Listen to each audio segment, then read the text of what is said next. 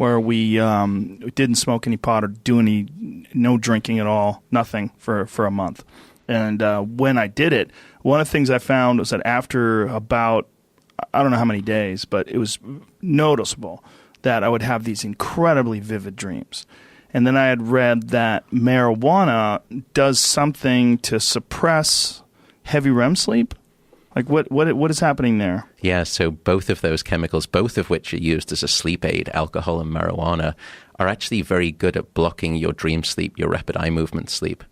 And so what happens is that the brain is quite clever in this regard. It builds up a clock counter of how much dream sleep you should have had but have not been getting.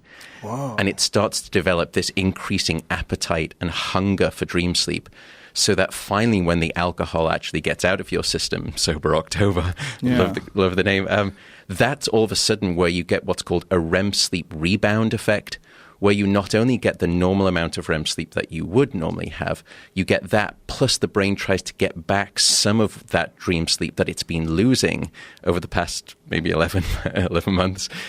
So you get this... Try 20 years. Yeah, I didn't want to make any assumptions. So you get this REM sleep rebounded effect, and that's where you have these really intense dream sleep situations. Yeah. It's the same reason that people, they'll say, look, I had a bit too much to drink last night. Maybe it was a Friday or Saturday. They sleep in late. They say, I just had these crazy dreams.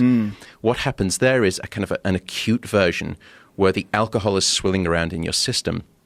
And after about 6 hours, your liver and your kidneys have finally excreted all of the alcohol. And your brain has been deprived of dream sleep for that first 6 hours. So then it feasts in the last couple of hours. And that's why you have these really bizarre dreams after you've been drinking a little bit too much. Oh, wow. So what is happening with marijuana, though, specifically? Do you know?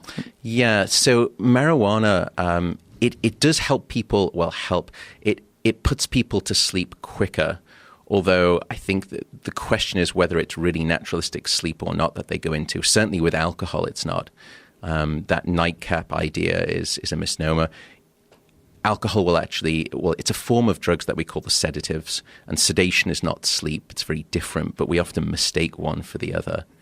Marijuana, it seems to act in a physiologically very different way. It doesn't target the same receptors in the brain.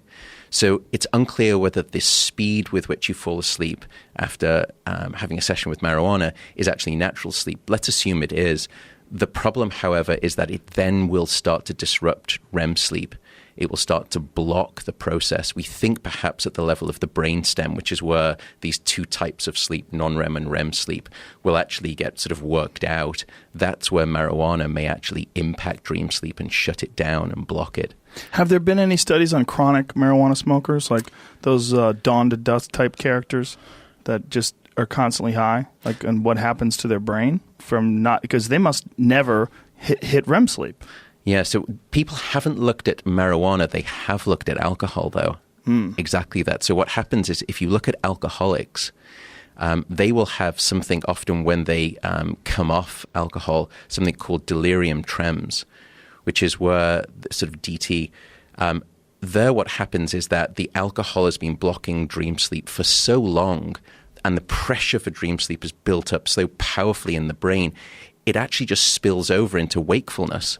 Whoa. And so the brain just says, look, okay, if I'm not going to get this dream sleep whilst you're asleep, I'm just going to take it whilst you're awake. And so you start to essentially dream while you're awake. It's this sort of collision of two states of consciousness. So you get delirium.